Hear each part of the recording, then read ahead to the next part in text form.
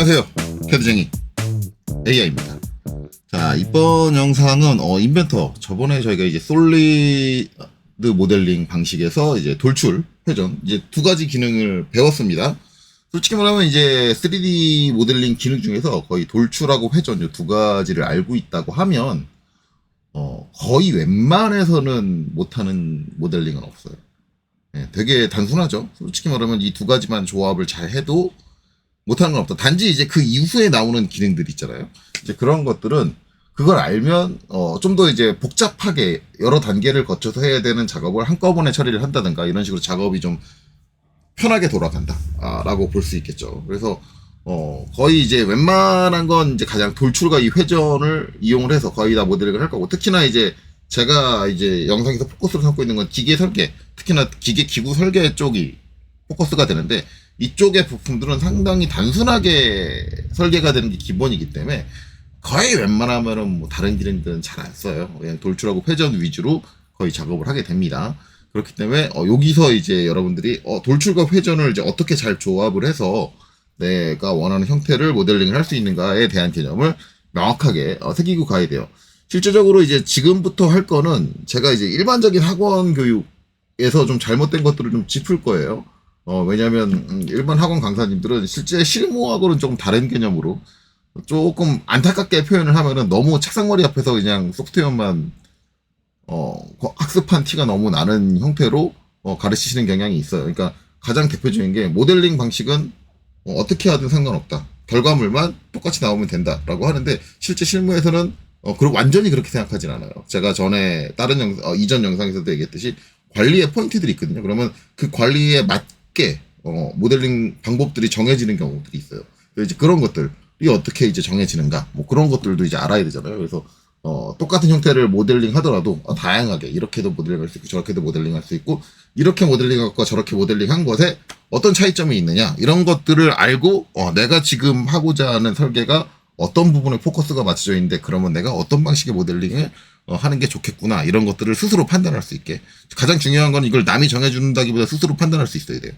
스스로 판단할 수 있게 그렇게 하기 위한 기준들을 제가 설명을 드릴 겁니다. 자, 그렇게 되고요. 일단은 예제는 제가 이제 하나 만든 거는 이제 요거 첫 번째 예제, 요거 이제 이렇게 생긴 거. 그렇게 복잡하게 생긴 형태는 아니에요. 이제 이걸 가지고 이제 좀 얘기를 하려고 합니다. 이게 형태가 좀 단순해야지 지금 이걸 여러 가지 방식으로 모델링을 할 거거든요. 그걸 다 일일이 보여드릴 건데 그래야지 시간이 좀 줄어들어요. 너무 복잡한 형태를 가지고 그걸 하다 보면은 거의 이제 영상을 못 찍을 수준, 그러니까 몇 시간을 설명해도 모자랄 수준이 될 수 있기 때문에 일단 최대한 단순한 형태로 할 겁니다. 그리고 이제 이 형태에 있는 것도, 여기 있는 것을 완벽하게 다 모델링을 하진 않을 거예요. 왜냐면 일부 형상 같은 경우는 특정 기능을 배우고 나서 하는 게 좋을 수도 있거든요. 이제 그래서 여기서 이제 제가 어디서부터 어디까지 모델링을 할 거냐를 설명을 드릴게요. 일단은 이제 여기서 모델링 안 할 부분에 대해서 먼저 말씀을 드리면, 요 PDF에서 좀 볼 건데, 여기 이제 위쪽에 있는 이제 요 구성상으로 얘가 정면도, 평면도, 얘가 우측면도가 되겠죠? 그러면 이 평면도 쪽에 여기 이렇게 부분 단면 쳐져 있는 부분, 요 부분입니다.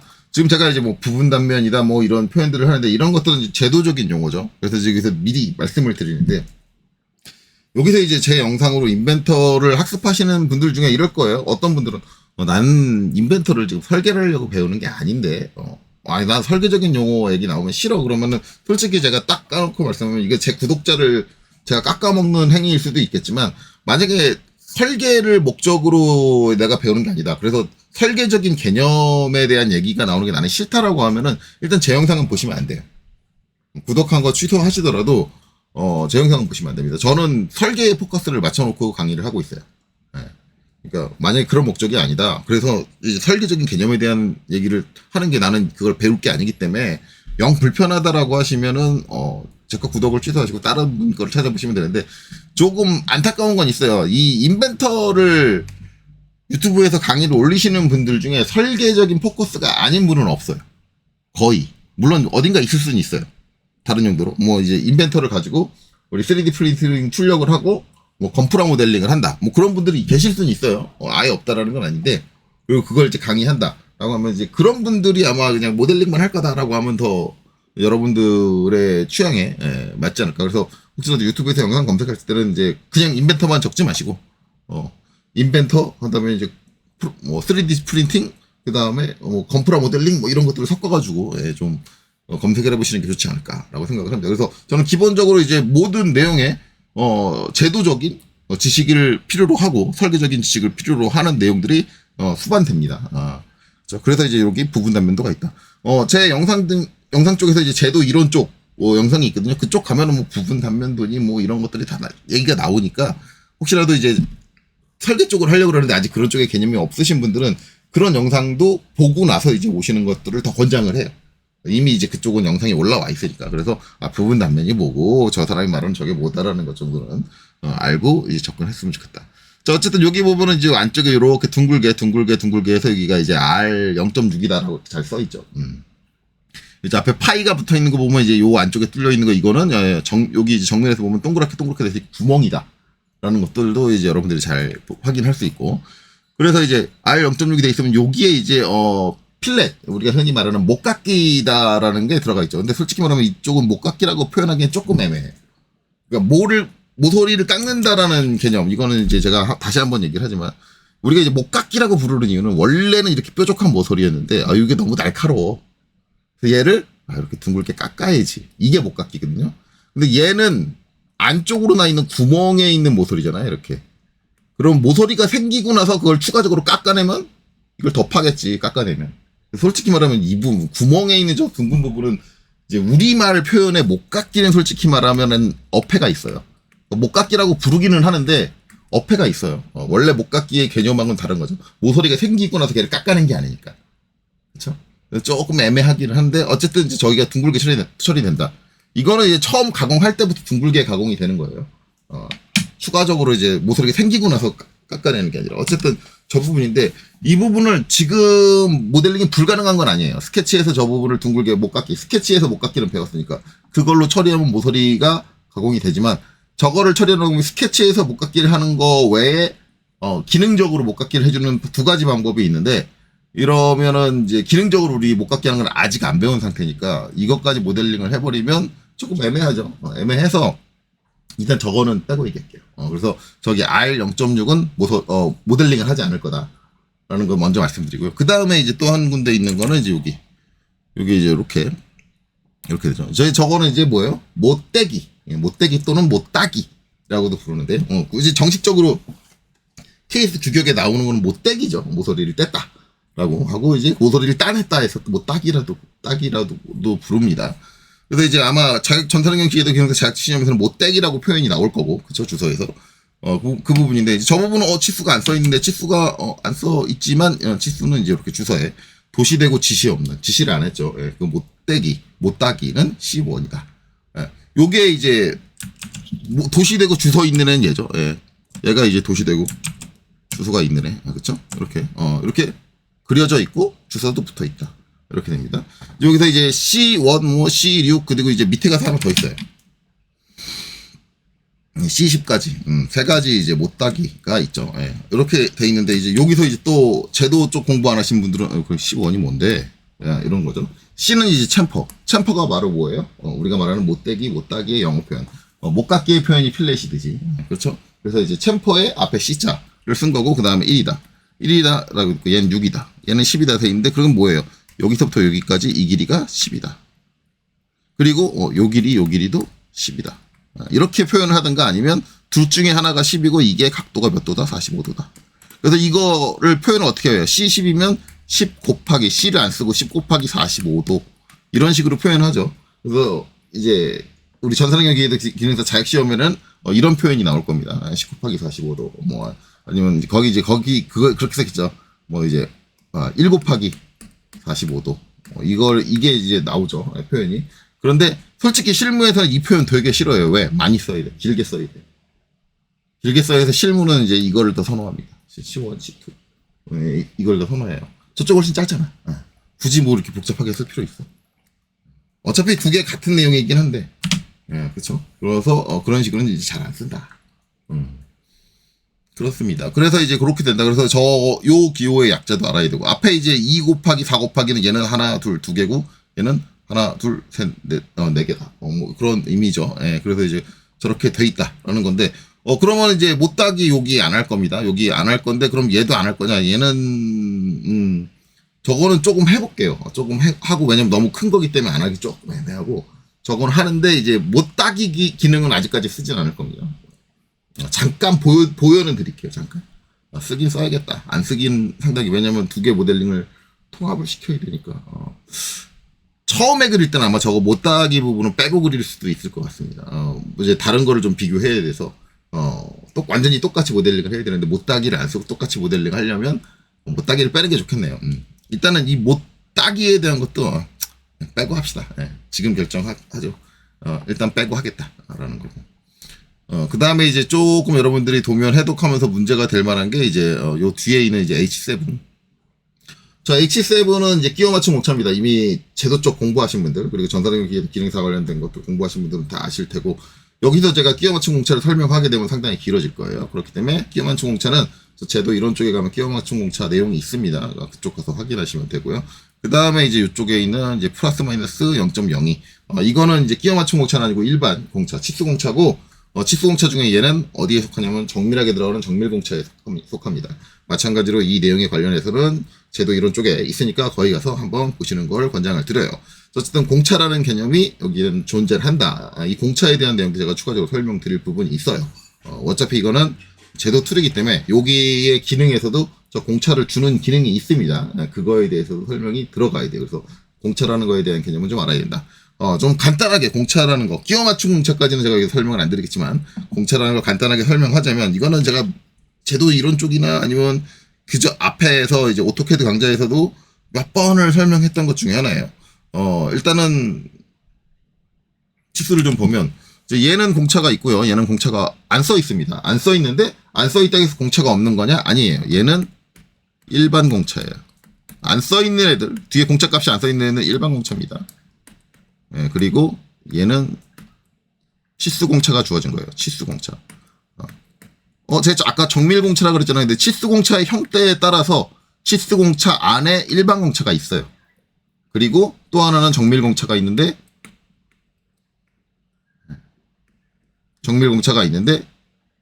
이 정밀 공차가 얘예요. 그래서 일반 공차식의 치수 공차가 있고, 정밀 공차식의 치수 공차가 있다. 둘 다, 이 두 개 다 치수 공차가 있는 거다예요. 치수 공차 값이 써있든 안 써있든. 그렇죠? 네, 그렇게 되는 거예요. 그럼 이 공차 값이라는 게 왜 존재를 하느냐? 자, 내가 여기다 80이라고 이렇게 줬다. 도면에다 80이라고 적어줬다. 그러면 이거를 이제 물건을 만들 거 아니에요. 만드는 사람을 이제 가공작업자라고 그러죠. 가공작업자가 이 사람이 이 물건을 만든다. 그러면 80이라는 치수를 정확하게 맞춰서 만들 수 있느냐? 불가능하다. 저 80을 정확하게 맞추는 가공작업자는 없다. 저 80이 정확하게 맞춰지는 순간이 있다 그러면 그거는 진짜 1000원이에요. 1000원. 1000개를 만들어도 1000개가 다 저 80을 못 맞춰요. 기본적으로.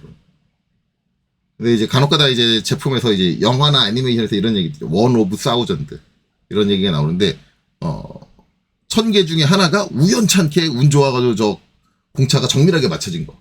그래서 기구의 작업성이 최적이 되는 그 순간이 오면 이제 그런 기기들을 이제 원 오브 사우전드 뭐 이런 식으로 이제 얘기를 하죠. 네, 표현을. 네.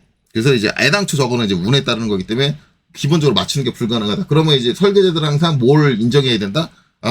모든 생산 제품은 불량이다라는 걸 인정을 해야 돼. 내가 준 치수를 기준으로 했을 때는 불량이다.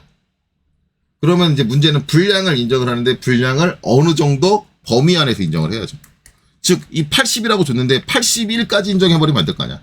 82를 인정해버리면 안 될 거 아니야. 이렇게 많은 오차는 인정할 수 없으니까 그러면 저 80에서 플러스 얼마만큼 마이너스 얼마만큼 그런 식으로 내가 인정해 줄 수 있는, 즉 이 인정 범위는 결국 기구의 이제 시스템에 의해서 결정나죠.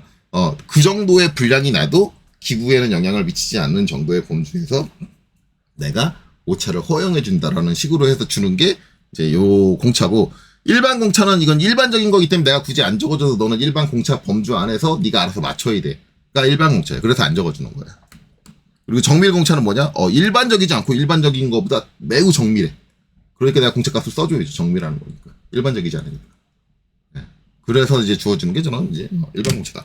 간단하게 이제 공채의 개념을 설명을 드렸습니다. 왜냐하면 이전 거를 공부 안 하시고 이제 여기서 공채 개념을 처음 접하시는 분들이 계실 수 있으니까 도면을 제가 앞으로 제시하는 도면을 볼 때는 이제 저런 것들도 여러분들이 다 확인하고 이해할 수 있어야 된다라는 게 전제가 돼요. 그게 전제가 돼야 여러분들이 도면을 볼 수 있는 거예요. 그렇죠?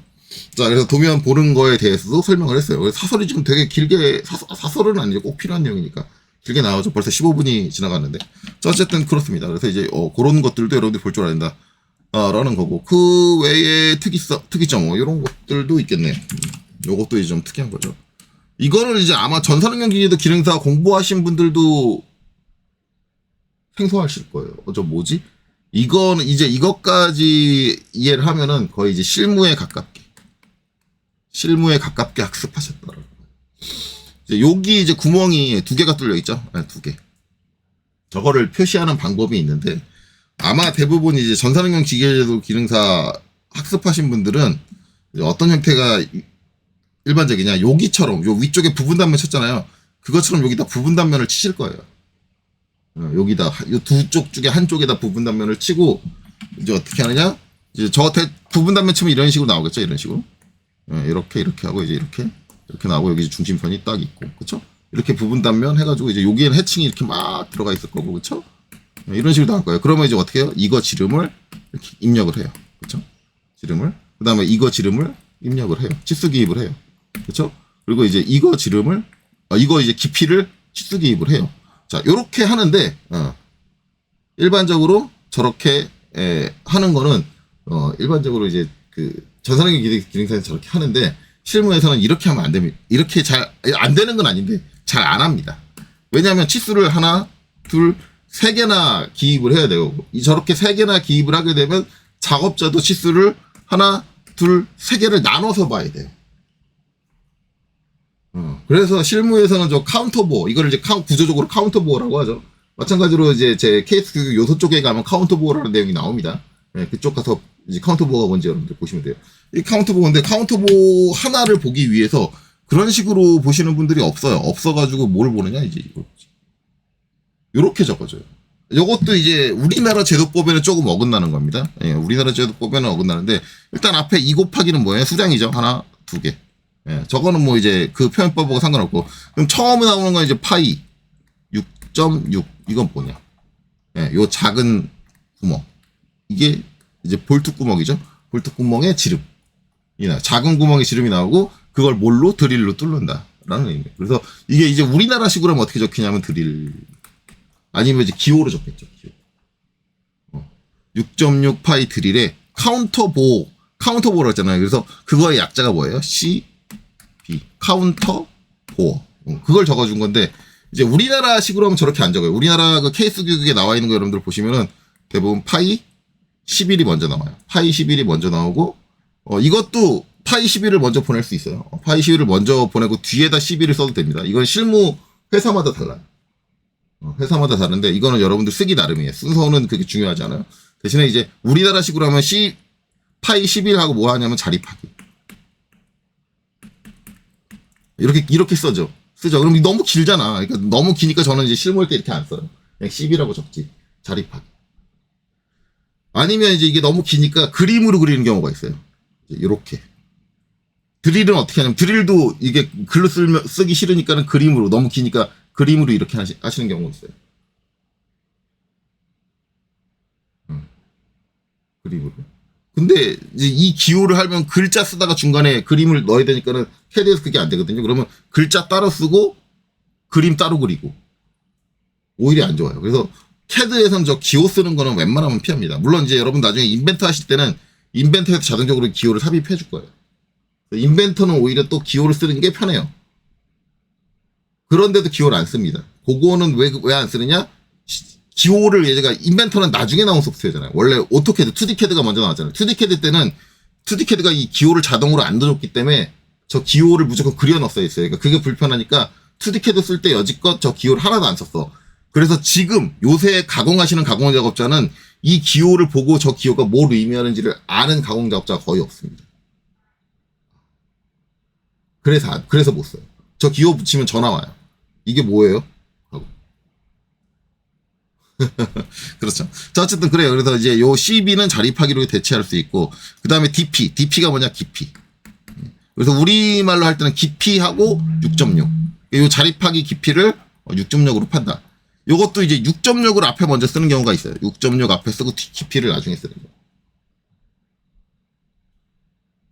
거. 그래서 요런 것들이 있다. 어쨌든 이제 그렇게 하나에 적는 거죠. 그러면 이거 하나만 봐도 얘의 구성에 대해서 다 아는 거야. 그래서 실무에서 오히려 이렇게 해요.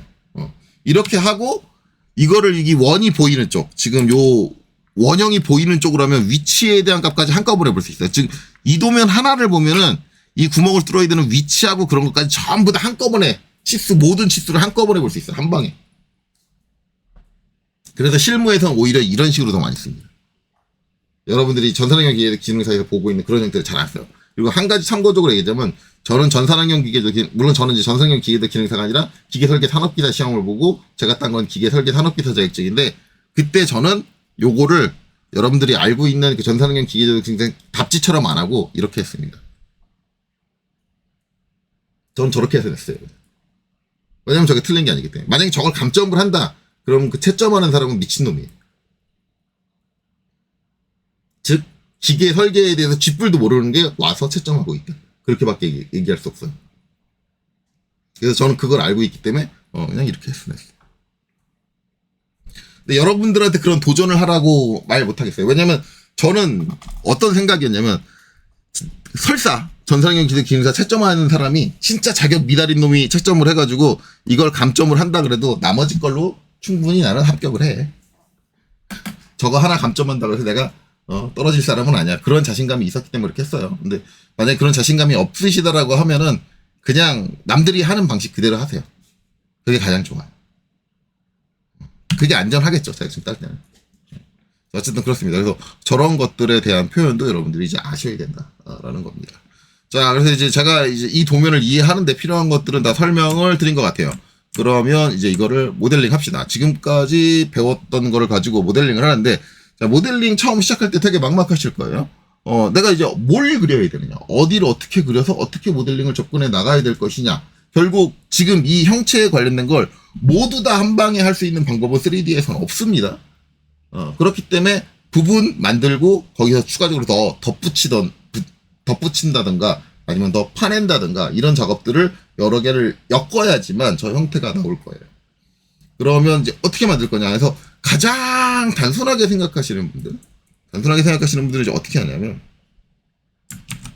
가장 단순한 거, 난 이 사각을 먼저 그리고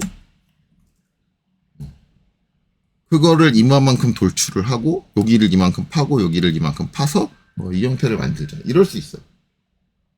그렇죠? 기본적인 이제 안쪽에 구멍 빼고 메인 형태를 만드는, 그렇게 생각하실 수도 있어요. 이제 또 한 가지 케이스를 생각을 하면, 아니 내가 스케치에서 그냥 이거를 다 그리고, 그렇죠? 이거를 T자를 다 그리고 그냥 이거를 이 두께만큼 돌출을 해주자, 이렇게 생각하는 사람도 있어. 그렇죠? 네. 그리고 또 한 분은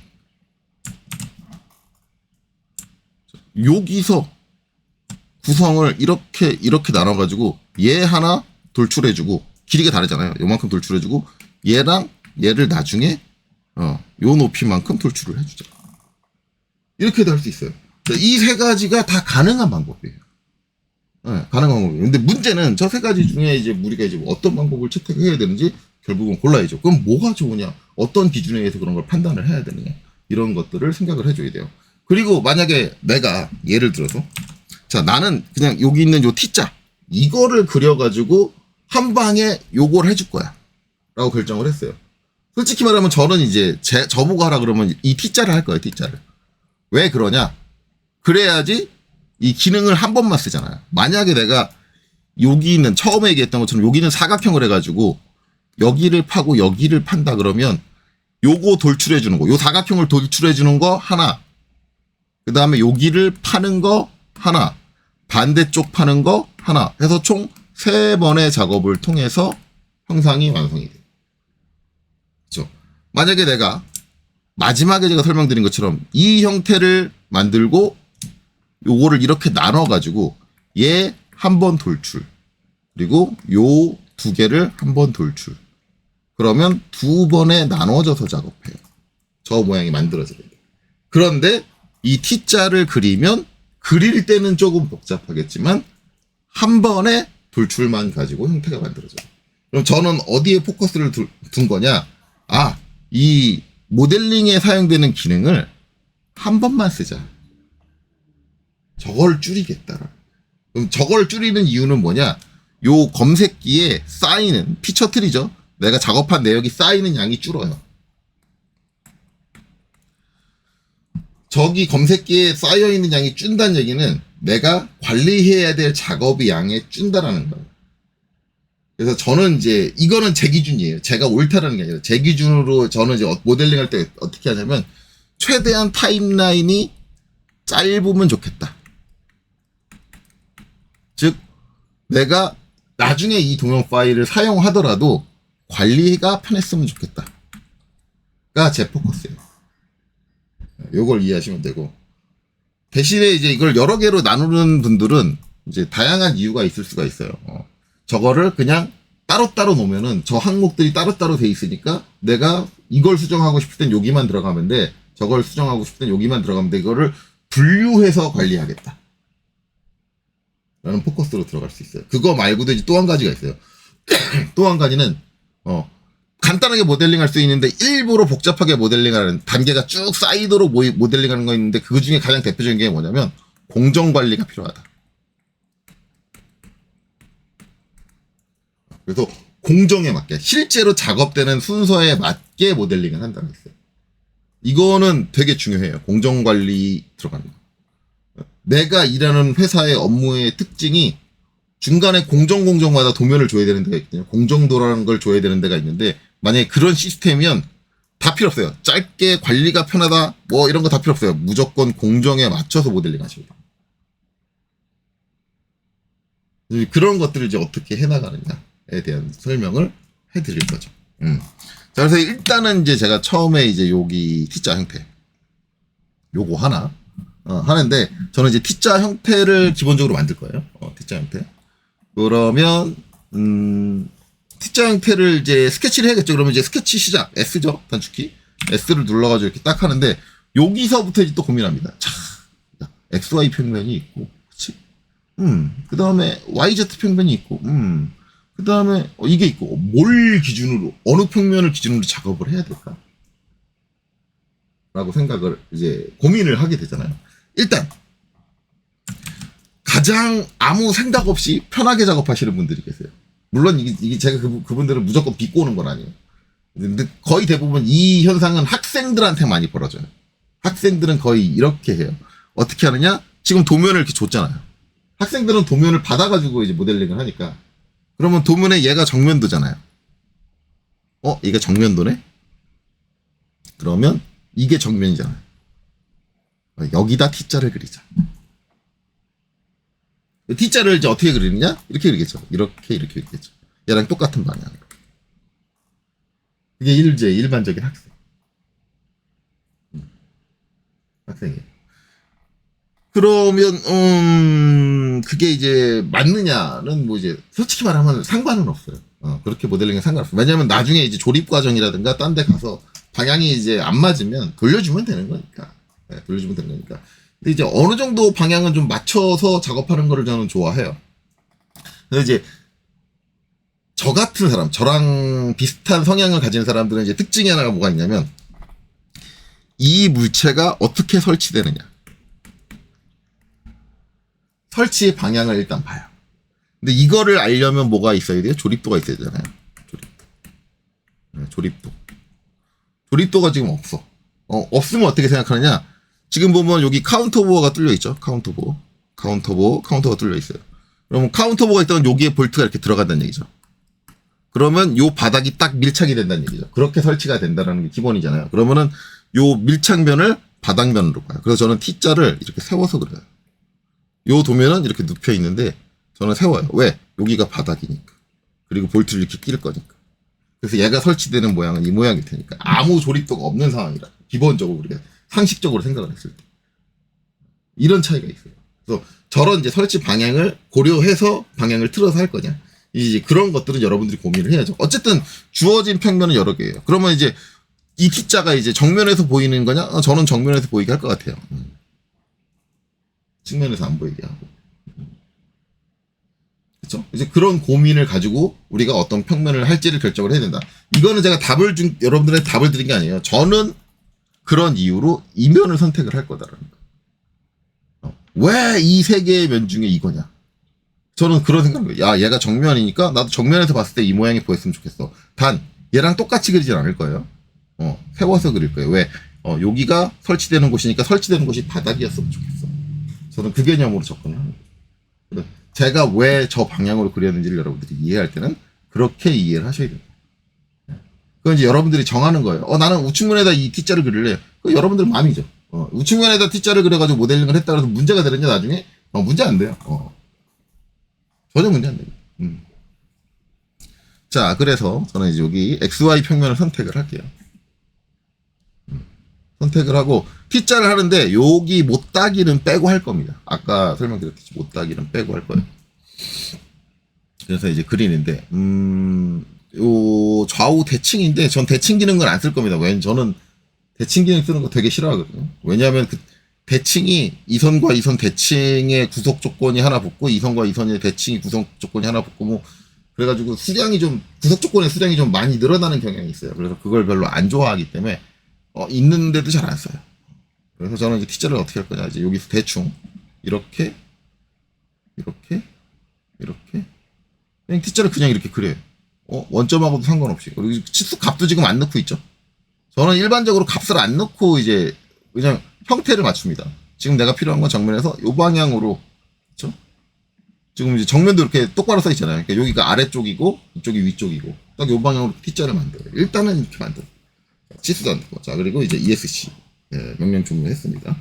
그래 놓고 보면은 지금 이제 제가 요거 움직여볼게요. 움직여보면, 자동으로 요 구석이 걸렸죠. 구석이 자동으로 걸렸기 때문에 저 부분에 대해서 내가 추가적으로 구석을 줄 필요는 없고, 그 다음에 이제 얘에서 이제 요 원점에다가 위치를 맞춰야 될 거 아니에요. 그럼 위치를 맞추는 방법이 뭐 여러 가지가 있을 거예요. 이렇게 해서 일치를 해가지고 여기하고 여기를 일치하게 이렇게 놓을 수도 있겠죠. 그렇죠? 컨트롤 Z. 아니면 어떤 사람은 이제 이렇게 할 거예요. 여기서 이제 요 점을 이렇게 맞춰야죠. 반대로 아까랑 반대로 이렇게 놓을 수도 있어요. 어떤 사람은 난 위쪽이 좋은데 해가지고 이렇게 맞춰줄 수 있을 거예요. 이것도 일단은 개인의 자유예요. 그렇죠? 그러면 이제 이때 어떤 기준을 가지고 갈 거냐인데 저는 여기서 이제 물론 여러 가지 방법을 할 수 있지만 여기서는 저는 학생들한테 답을 하나 정해줘요. 답을 정해주는 이유가 뭐냐면 이 형태가 대칭이라는 거예요. 지금 보면 요 가운데 있는 중심선을 기점으로 좌우가 대칭이에요. 대칭이면 우리가 이제 나중에 뭘 써요? 대칭복사라는 게 쓸 수 있거든요. 대칭복사. 대칭복사를 쓸 수 있는 확률이 생기는데, 그쵸? 만약에 내가 이제 이쪽에 구멍을 뚫었어. 반대쪽에 구멍은 일반적으로 대부분 학생들이 어떻게 하냐면 대칭복사로 넘긴단 말이에요. 그러면 가운데 뭐가 필요하냐면 평면이 하나 있어야 돼요. 우리가 대칭복사라는 걸 이제 나중에 배우게 되면 해보면 가운데 평면이 있어져 있네? 라는 걸 알아요. 그러면은 가운데 평면이 없다. 내가 만약에 이 원점을 이렇게 한쪽 사이드로 여기서 일치해가지고 이렇게 해서 한쪽 사이드로 몰았어. 몰면은 제가 여기 원점을 확장할게요. 원점 확장 보면 이제 평면이 지금 보면 이제 YZ 평면 얘가 여기 있죠. 그럼 요 가운데는 평면이 없다는 얘기예요. 만약에 저 형상이 지금 제가 그린 형상이 대칭이라고 그래요. 그러면 어떻게 해야 돼요? 내가 대칭 복사를 하려면 여기 가운데에 평면을 하나 이게 작업 평면이죠. 작업 평면을 하나 새로 만들어줘야 돼요. 이게 쓸데없는 작업이라는 거죠. 즉 대칭일 때는 가운데 원점 있는 데에 평면이 하나 있으니까 요 가운데가 이 원점 있는 데가 되게 해주면 돼. 그러면 굳이 내가 가운데에다 평면 하나를 안 만들어줘도 되거든요. 이런 거를 판단을 하는 거예요. 내가 기준을 잡을 때 원점하고의 위치를 내가 어떻게 매칭을 할 거냐를 판단할 때는 이런 판단을 해야 돼. 근데 학원 강사님들은 어떻게만 얘기하냐면 그럼 네가 어디를 기준을 잡든 네 마음이야. 네 마음대로 해. 어떻게 하든 그건 잘못이 아니야 라고 얘기를 해요. 원론적으로 얘기하면 잘못은 아니에요. 잘못은 아닌데 무식하게 작업을 하게 되는 거죠. 그래서 제가 실무에서 3D CAD 배워가지고 온 애들을 만나보면 대부분 어떻게 하냐면 쓸데없는 작업 평면을 만들고 쓸데없는 스케치를 만들고 쓸데없는 뭐를 자꾸 만들어요. 그래가지고 피처 트리를 되게 복잡하게 구성을 해서 모델링을 해요. 결과물은 똑같아요. 제가 모델링한 것과 그 친구가 모델링한 것 결과물은 똑같은데 그 친구는 뭔가 복잡해. 복잡하다는 게 관리하기 힘들어. 그러면 걔한테 어떻게 하느냐? 너 3D 손대지 마. 네가 하면 일 늘어. 이렇게 되는 거예요. 그럼 이게 누구 잘못이냐 이거예요. 가르칠 때 이런 개념을 설명하는 강사의 잘못인 거예요. 그래서 만약에 형상이 대칭이라면 웬만하면 원점이 그 형상의 가운데 중립에 위치하게 해주는 게 가장 좋아요. 그래서 저라면 컨트롤 Z 어떻게 할 거냐? 자, 여기서 일치, 그쵸? 일치 구속 조건입니다. 일치 구속 조건 선택해가지고 요 바닥에 있는 선의 가운데쯤 오면 녹색점이 잡히죠. 네, 중간점을 잡고 원점에 딱 이렇게 일치시키는 거예요. 그러면 이제 이 선의 길이에서 가운데에 원점이 있고, 그럼 가운데에 뭐가 있어요? 중립 평면이 하나 놓여져 있게 되는 거죠. 그럼 내가 이제 좌우를 대칭으로 뭔가를 하겠다라고 하면 그 가운데 있는 평면을 이용하면 되는 거지, 굳이 내가 가운데다가 평면을 만들어줄 필요가 없다가 되는 거예요. 제가 이제 나중에 이제 미러 할 때 다시 한번 이 얘기 나올 거예요. 다시 한번. 자, 어쨌든 그렇습니다. 그래서 저는 저기 가운데 중립면을 저렇게 일치시킨다라는 걸 여러분들이 이해하셔야 돼요. 자, 그렇게 되고 그 다음에 이제 이게 완벽하게 대칭이 되려면, 지금 대칭으로 안 되는 게 뭐냐면 이렇게 하면 그렇죠. 상당히 짧고 상당히 길어요. 그럼 우리가 대칭이라고 한다면 이 선의 길이와 이 선의 길이는 어떻게 해야 돼요? 같아야 해요. 그렇죠? 같아야 해요. 그래서 어떻게 되느냐? 여기서 같으려면 요거, 그렇죠? 같음인데 이거는 뭐예요? 키보드에 이퀄을 눌러주시면 되죠. 이퀄을 누른 다음에 자, 이 선의 길이와 이 선의 길이가 같습니다를 걸어주는 거예요. 그러면 지금 이 형태는 좌우로는 완벽하게 뭐가 이루어져요? 대칭이 이루어져요. 대칭. 자, 볼게요. 자, 그래 놓고 이제 이렇게 내려놓고 이제 그 다음에는 이제 뭐예요? 이젠 치수를 줘야죠. 치수를 줄 때는 뭐 어디를 먼저 주느냐인데 가장 좋은 거는 가장 큰 치수를 먼저 넣어주시는 걸 저는 권장을 드려요. 일반적으로. 그래서 이제 치수니까 D. D를 하고 요 선 선택하고 요 바닥선을 선택해서 이렇게 빵 찍어주고 이제 요 길이가 126이다. 그쵸? 126이다. 딱 해줄게요. 그럼 이렇게 되고 화면 바깥으로 벗어났어요. 지금 화면이 상당히 작은 상태로 되기 때문에 이때는 가운데 휠을 더블 클릭 해주면 화면에 꽉 차게 이렇게 들어오죠. 전체 높이가 126으로 주어졌고 그 다음에 좌우폭 44죠. 그러면 이제 D 해가지고 치수 선택해주고 실행시켜주고 요거 찍고 그 사이의 거리가 44다. 요렇게. 물론 이제 여기서 이렇게 하시는 분들도 계실 거예요. 컨트롤 Z D 찍고 선생님 뭐 힘들게 이걸 두 개를 찍고 있어요. 이렇게 찍으세요. 이렇게 이러면 이래도 되잖아 라고 하시는 분도 계신데 저는 싫어하는 방법입니다. 왜냐면 치수의 안정성 자체가 떨어져요. 그래서 이 부분에 대해서는 제가 2D 스케치 작업 공간 할 때 한번 설명드렸습니다. 선 두 개를 선택해서 치수를 넣을 때와 저 선 하나를 선택해서 치수를 넣을 때의 차이는 설명을 드렸어요. 그러니까 그건 여러분들이 좋을 대로 하세요. 여러분들이 꼭 저렇게 해야 된다라고 제가 말씀드리는 건 아닙니다. 저처럼 D 저는 항상 선 두 개 사이에 간격이 있으면 선 두 개를 선택을 해서 이렇게 사서 굳이 작업이 오래 걸리더라도 저렇게 해주는 편이다. 그렇죠? 자, 그 다음에 바닥은 이 선과 이 선 해서 80 이렇게 하죠. 그 다음에 여기서 요 높이 자, 요 높이는 12 이렇게 일단 못따기는 안 한다 그랬으니까 이제 이 상태로 하고 들어가겠죠. 그래서 이렇게 하면 다 그랬죠. 다 그랬으니까 오른쪽 클릭 2D 스케치 마침 그렇죠? 해가지고 스케치를 끝내면 돼요. 자, 가운데 휠 더블 클릭해서 화면에 꽉 차게 이렇게 들어오게 하고요. 그 다음에 이제 여기서 뭘 해줘요? 돌출을 해주는 거죠. 돌출. 자, 그래서 돌출 단축키 2죠. 2를 눌러가지고 돌출을 해주면 이렇게 튀어나옵니다. 튀어나오는데 전체 튀어나오는 거리는 지금 뭐로 돼 있어요? 30으로 돼 있습니다. 30. 그러면 여기다 이제 30 입력을 하면 되죠. 근데 여기서 저는 절대 이렇게 돌출하지 않아요.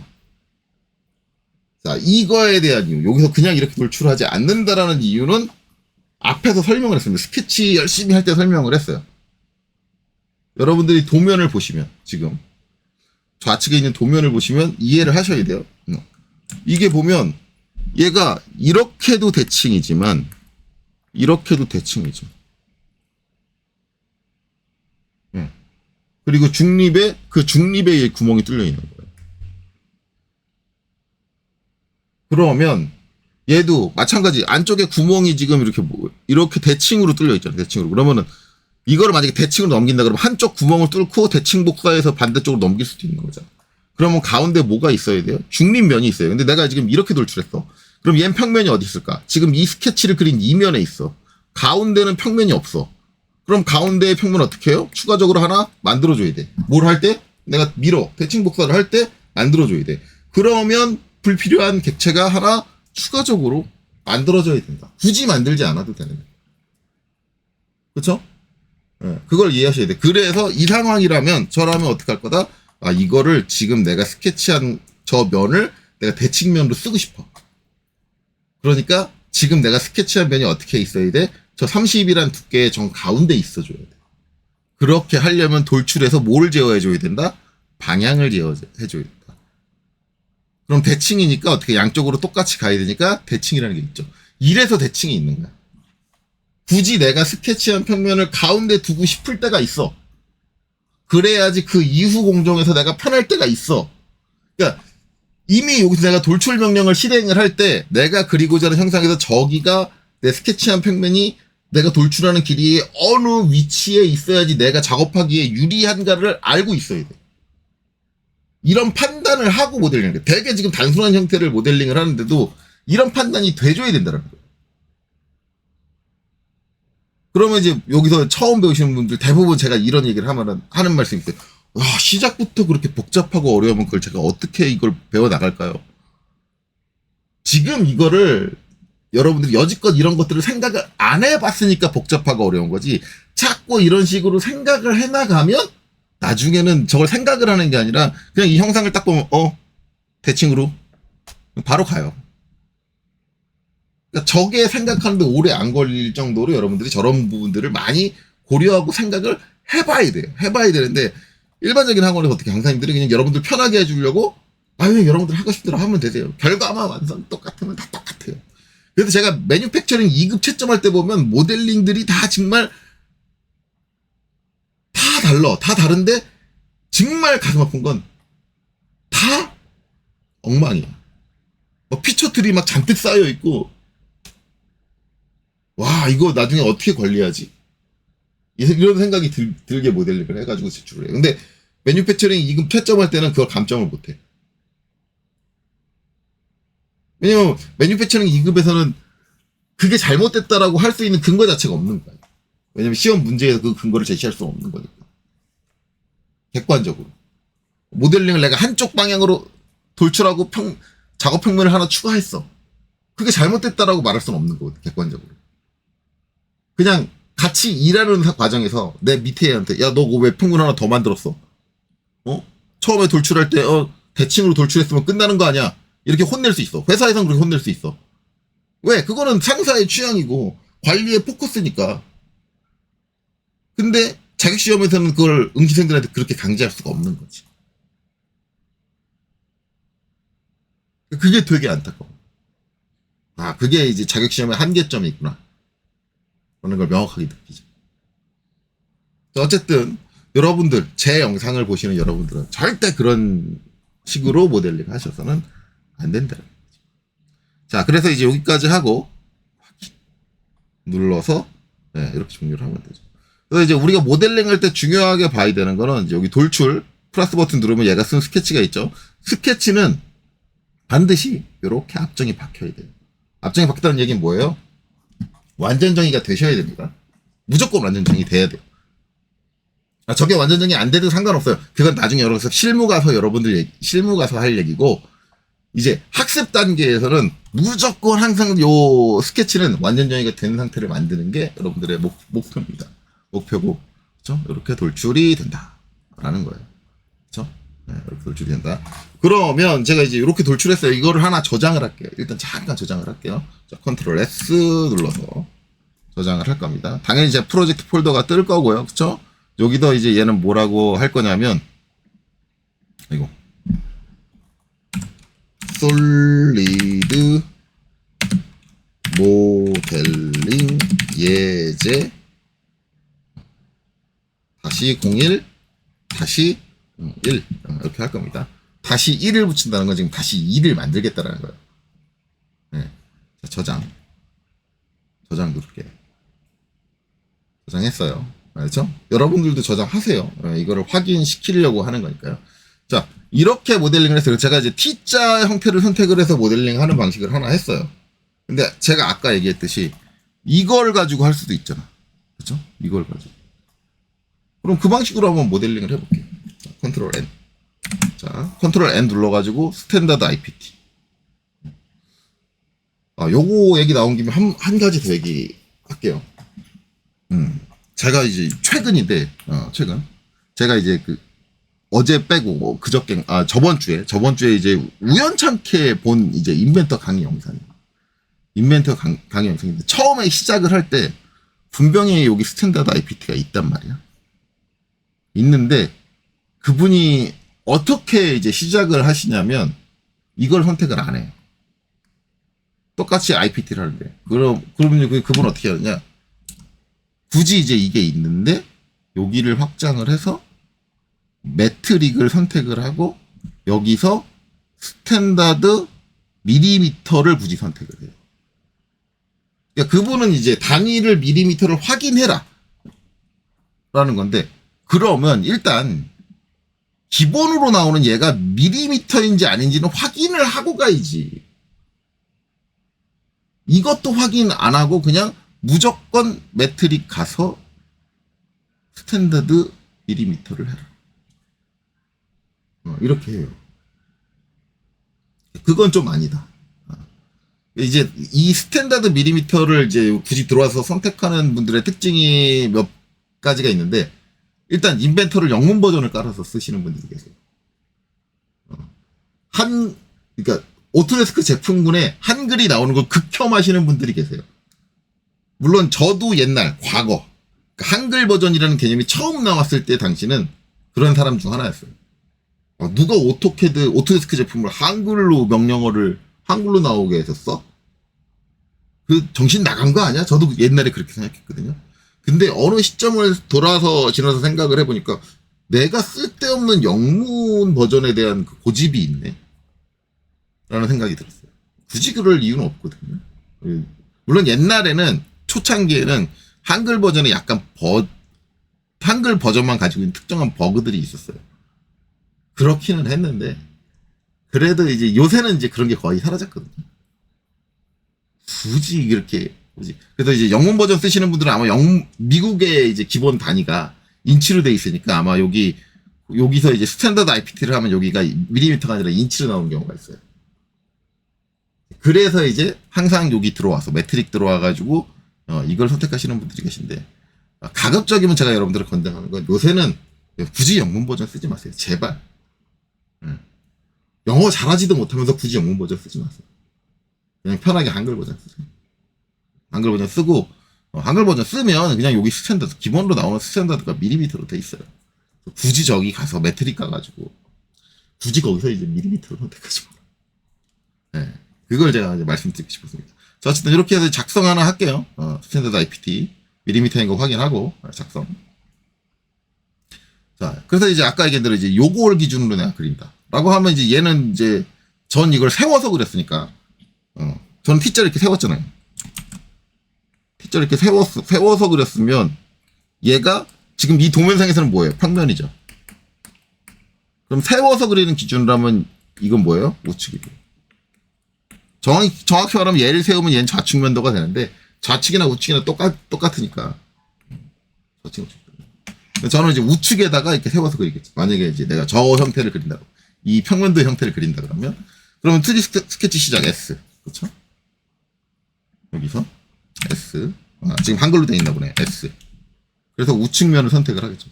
우측면이면 YZ 평면이죠. YZ 평면을 선택을 하고. 자, 우측면도 이렇게 나오고. 이 상태에서 그냥 직사각형 그리면 되겠죠. 이때도 이제 여기다 이렇게 딱 찍고 이렇게 그리면 안 되죠. 왜 안 돼?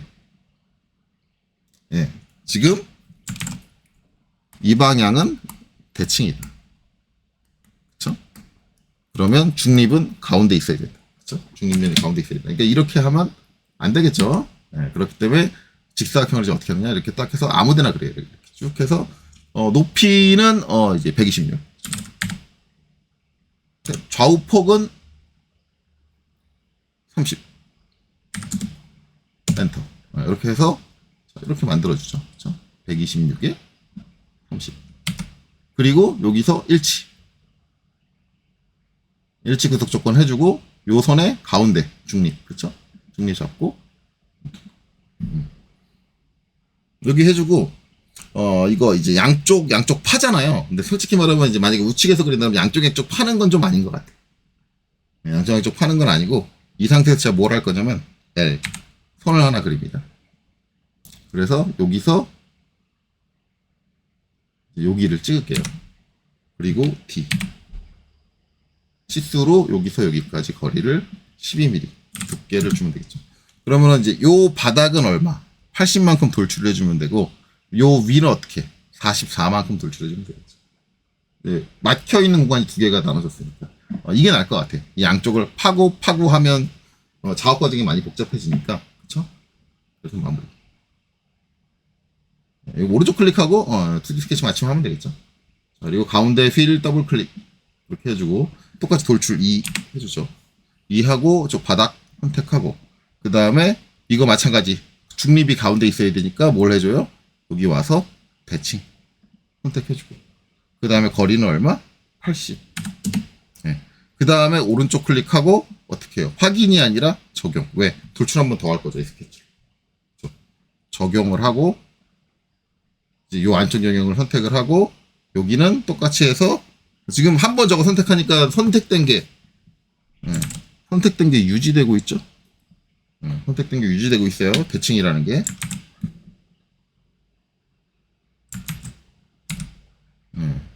그래서 여기는 이제 어떻게 44 이렇게 해서 여기는 오른쪽 클릭 확인을 끝내면 되겠죠.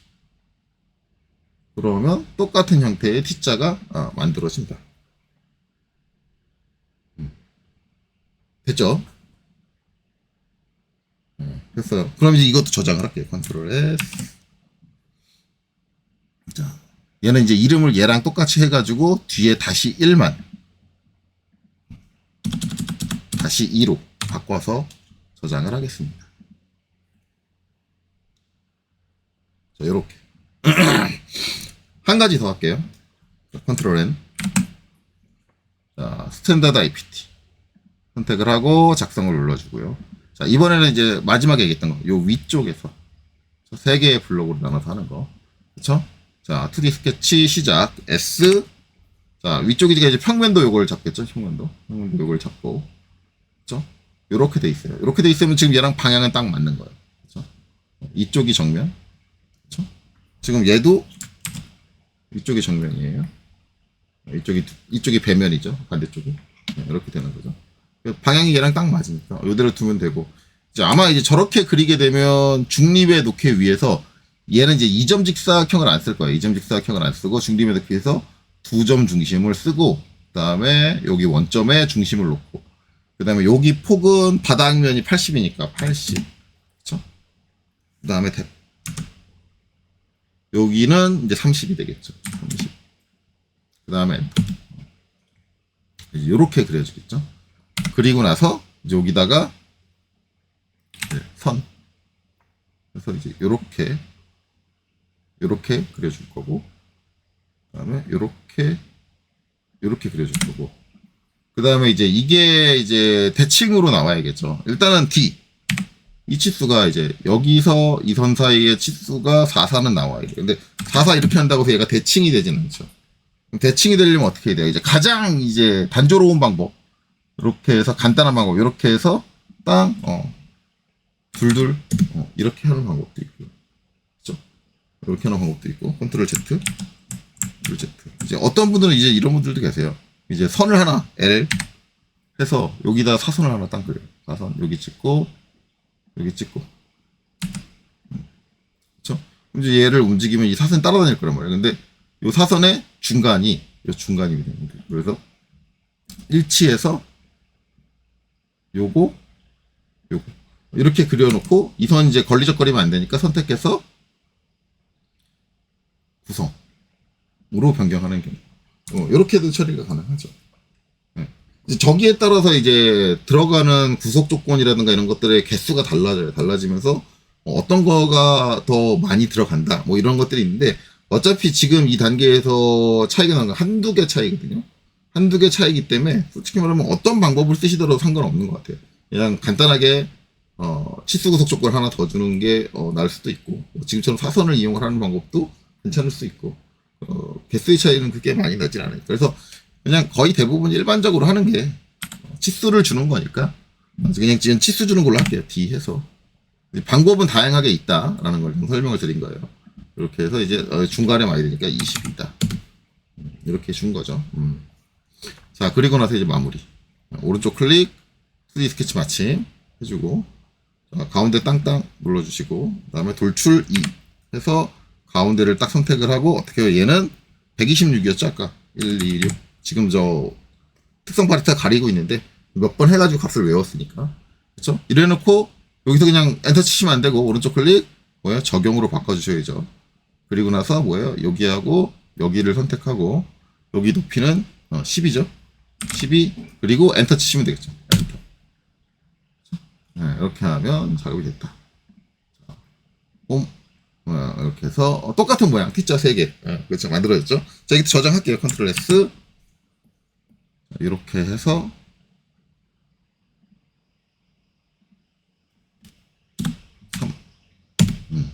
이렇게 만들어졌다.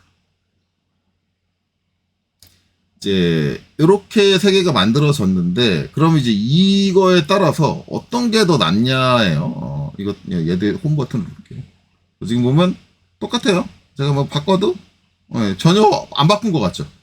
방향을 다 맞춰 놓으니까 안 바꾼 것 같죠. 완전히 똑같이 됩니다. 그러니까 이제 얘는 이제 이렇게 피처가 2개가 있고 얘도 피처가 2개가 있고 얘도 얘는 피처가 하나가 있고 그렇죠? 똑같이 이렇게 짧게 하면은 그러면 이제 관리적인 포커스에서는 얘는 이제 부분에 따라서 이쪽을 관리하고 거냐 이쪽을 관리할 거냐가 따로 이제 나눠지게 되고 그렇죠? 그다음에 얘는 이쪽을 관리할 거냐 이쪽을 관리할 거냐 나눠지게 되는데 얘는 그냥 이 형상에 대해서 하고 싶으면 그냥 이거 돌출 하나만 가지고 다 해줄 수도 있어. 그렇죠? 그럼 이쪽이 이제 피처 트리가 좀 짧아진다. 그래서 제가 선호하는 방식은 솔직히 말하면 이 방식을 선호합니다. 근데 이거를 만든다는 관점에서는 이것도 가능하고 이것도 가능하다. 그럼 이제 여기서 한 가지 더 우리가 살펴봐야 될 거는 그러면 그거에 따른 이제 용량 차이가 어떻게 되느냐 그것도 한번 볼 필요가 있거든요. 저거에 따라서 이제 용량의 차이가 발생하는 모델링 방식이 달라지는 거에 따라서 용량이 달라지느냐 지금 우리가 한 것 중에서 그것도 한번 잠깐 살펴볼 거니까 일단 저거 저장된 부분의 폴더를 제가 검색기로 한번 열어볼게요. 자, 제가 이제 3개 저장된 파일 그 탐색기에서 속성까지 들어갔어요. 왜냐면 이제 값들을 좀 정확하게 비교해서 보기 위해서 들어갔어요. 그래서 이제 저희가 저장했던 게 이제 1번 제가 선호하는 방식 T자 형태를 이제 모델링을 한 거. 그 다음에 이제 얘는 도면상에서는 평면도 그리고 이제 제가 모델링한 거 기준으로 우측면도죠. 우측면도에서 단순하게 전체 높이에 해당하는 직사각형을 그리고 그 다음에 바닥에 대한 형태를 한번 나누고 해서 해준 것. 그리고 이제 얘는 이제 도면상에서는 우측면도 이제 제가 모델링한 형태에서는 평면도에서 사각을 그리고 영역을 3개로 나눴죠. 얘는 앞에 거는 2개로 나눈 거고 바닥하고 그다음에 위. 얘는 영역을 3개로 나눈 거. 3개를 나눈 거 해가지고 한 게 있는데 일단은 이제 첫 번째 방식하고 두 번째 방식은 차이가 없어요. 용량이 똑같습니다.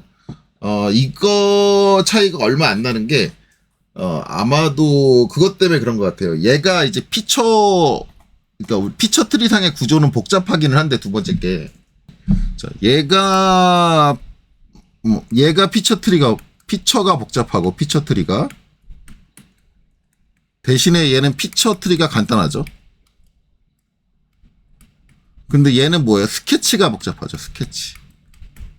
대신에 얘는 뭐예요? 스케치가 간단해요. 그래서 요 두 개는 서로 상쇄가 돼서 이퀄이 되는 것 같아요. 얘랑 얘는.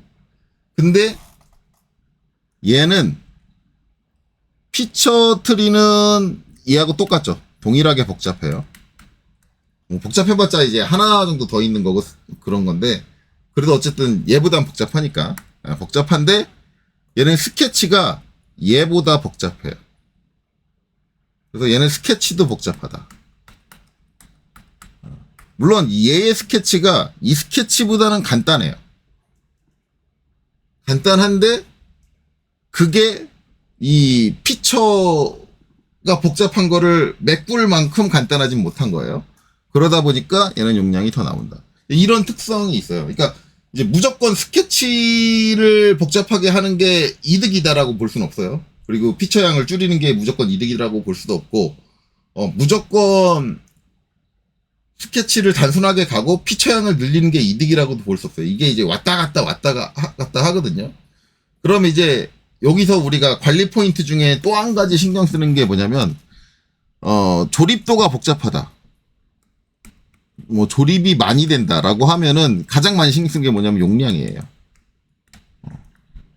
용량 관리를 되게 민감하게 보는 회사라고 한다면 이 두 가지 방식은 괜찮지만 이 방식은 사용해서는 안 된다가 되는 거예요. 네. 그러면 지금 요 두 개는 용량이 같단 말이에요. 그러면 어차피 용량이 같다고 하면 관리하기 좋은 건 뭐예요? 얘예요. 왜? 피처가 하나밖에 없잖아. 피처 트리에 쌓여 있는 게 하나밖에 없잖아. 피처 트리가 단순해. 얘가 더 관리하기 좋아가 되는 거예요. 그러면 어차피 같은데, 용량이 같은데 얘가 더 좋아. 그러면 절대적인 강자는 누가 되는 거예요? T자 형태를 그려주는 게 절대적인 강자가 돼버리는 거죠. 그러니까 이런 것들을 판단해야 되는데, 저거는 그럼 이 방식으로도 모델링해보고 저 방식으로 모델링 해보고 저 방식으로도 모델링을 해봐야지만 나오는 거죠. 알 수 있게 되는 거죠. 그러면 여러분들이 이거를 좀 판단을 빠르게 해보려면, 여러 가지를 모델링 안 하고도 해보려면, 여러분들은 학습을 하실 땐, 요렇게도 그려보고, 요렇게도 그려봐서, 거기에 따른 차이가 어떻게 발생하는가. 이런 것들을 많이 뭐 할 필요가 있다? 경험해볼 필요가 있다. 학습 단계에서. 그죠? 그러니까, 저는 그럼 이제 모델링 방식을 이렇게 다르게 하면 어떤 차이가 있는지 저는 어떻게 알았을까? 저도 학습을 할 때는 어떻게 했냐면, 이렇게도 한번 해보고, 이렇게도 한번 해봐서, 도대체 얘들이 다 된다고 하는데, 그러면 다 되는데, 그럼 그 중에 나는 뭐를 골라야 될까? 어떤 방식을 선택해서 해야 될까를 고민을 했을 때, 예. 그때 이제 어떤 게 더 유리하냐를 생각을 했겠죠. 기본적으로 이제 저 같은 경우는 무조건 제가 용량 얘기를 자주 해가지고 이제 용량을 되게 많이 신경 쓰는 것처럼 여러분들이 이해를 하고 계실 텐데, 제가 가장 3D 모델링 할 때 키포인트로 갖는 거는 관리예요. 관리입니다. 그래서 저는 이 피처 트리가 짧게 나오는 걸 선호해요. 가급적이면.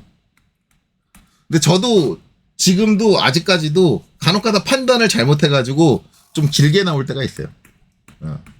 아주 길게 나오진 않는데 다른 사람이 오히려 저보다 더 짧게 만드는 경우도 있기는 합니다. 이제 그 관리 포인트를 이제 어떻게 가져가느냐, 그거를 이제 여러분들이 좀 신경을 써야 되는데, 그거를 이제 학습 단계에서 되게 다양하게 경험을 해야 된다.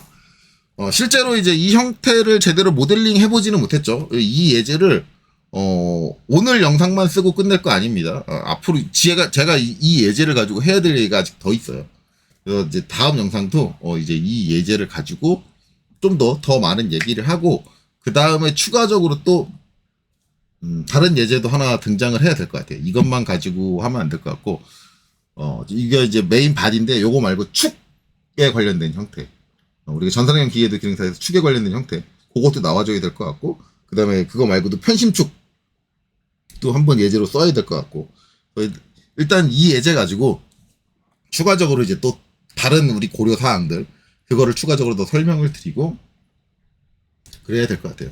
어쨌든 이번 영상에서 이제 제가 말씀드리고 싶은 거는 모델링을 제대로 하는 게 아니라, 모델링을 할 때 처음 들어갈 때 이제 스케치를 어디를 먼저 할 거냐, 그리고 어떤 방식으로 모델링을 접근할 거냐, 이런 것들이 이제 모델링 들어가기 전에 먼저 계획이 서줘야 돼요. 서줘가지고 작업이 돼야 이제 그 모델링 전체가 좀 깔끔하고 매끄럽게 되는데, 그런 것들에 대한 판단 기준, 이런 것들을 확인하기 위해서 일단 지금 한 3가지죠. 3가지의 다른 방식으로 모델링을 해가지고 추가적으로 이제 어떤 내용들을 확인해보는 작업을 해봤습니다. 이번 영상 여기까지 보시느라 수고 많으셨고요. 다음에 이 같은 예제로 할 겁니다. 같은 예제로 다시 만나 뵙도록 할게요. 자, 여기까지 보시느라 진짜 수고 많으셨습니다.